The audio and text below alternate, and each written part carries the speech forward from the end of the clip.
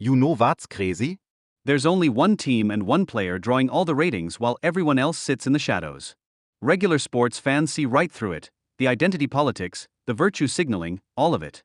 And honestly, It's killing the sport they claim to love. So Aya Wilson just became the second African American woman ever to get her own Nike signature shoe. that's huge, right? This should be pure celebration, an incredible milestone that proves talent and hard work pay off. Wilson's dominated this league with 2 MVP awards, multiple All-Star appearances, and back-to-back championships with the Aces. Kids everywhere should be looking at her thinking, I can do that too.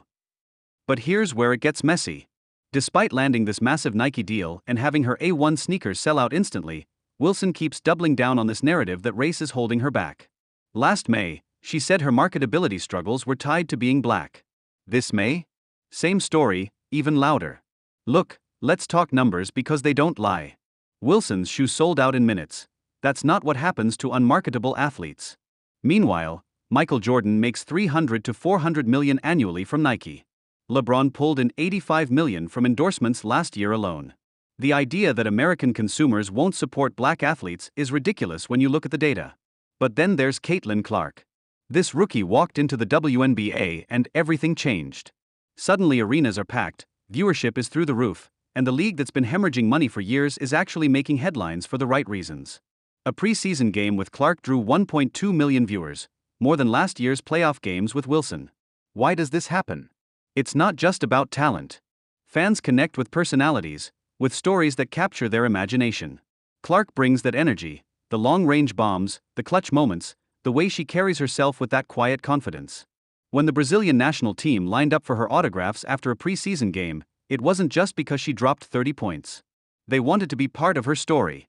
Here's what Wilson doesn't seem to get: likability isn't about race. Shaq endorses everything from Papa John's to Frosted Flakes and makes $60 million a year because he's funny, self-deprecating, and universally loved. Tiger Woods, Serena Williams, countless black athletes built massive brands through charisma and connection, not victim narratives. The WNBA lost $40 million last season. It's basically a charity case propped up by NBA money. Then Clark shows up and single-handedly changes the conversation. That Brazil game? Nearly 15,000 fans, average ticket price $650, that's $9.75 million in revenue for one preseason game. But instead of embracing this rising tide that lifts all boats, some players seem bitter about Clark's spotlight. Wilson keeps framing everything through this racial lens, questioning why fans gravitate toward Clark. That's not just risky, it's counterproductive. Regular sports fans are tired of being lectured. They don't want to hear about identity politics when they're trying to enjoy a game. When Wilson says it's 100% about race, she's not just critiquing the system, she's questioning the motives of fans who get excited about Clark. That alienates the exact audience she needs to win over.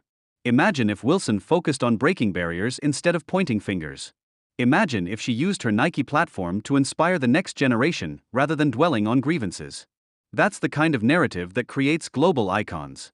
The WNBA has worn its activism like a badge of honor for years. Social justice, gender equity, political statements, it's all there. But there's a flip side. Fans who just want to watch good basketball feel pushed away by what they see as an activist league more concerned with messaging than entertainment. Clark changed that formula. She brought pure basketball excitement without the baggage. Her highlights dominate social media because they're fun to watch, not because they come with a political statement attached. Wilson has every right to her opinions, but by casting herself as a victim despite reaching the pinnacle of her sport, she's missing a massive opportunity. She could be the face that unites fans around excellence and inspiration. Instead, she's dividing them over race and blame. The data shows Wilson is plenty marketable, her shoe sales prove that. What's holding her back isn't systemic racism, it's the constant focus on it. Fans want to celebrate greatness, not debate the reasons behind it. Clark's meteoric rise isn't happening in a vacuum. She's bringing new eyes to a sport that desperately needed them. Every sold-out arena, every record viewership number, every kid picking up a basketball because they saw her play, that benefits everyone in the league, including Wilson. But you can't build a fanbase by constantly telling them they're part of the problem. You can't grow a sport by making potential fans feel unwelcome.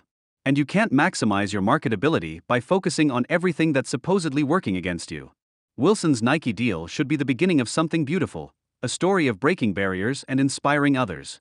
Instead, it's getting overshadowed by the same tired conversations about race and victimhood that turn casual fans away.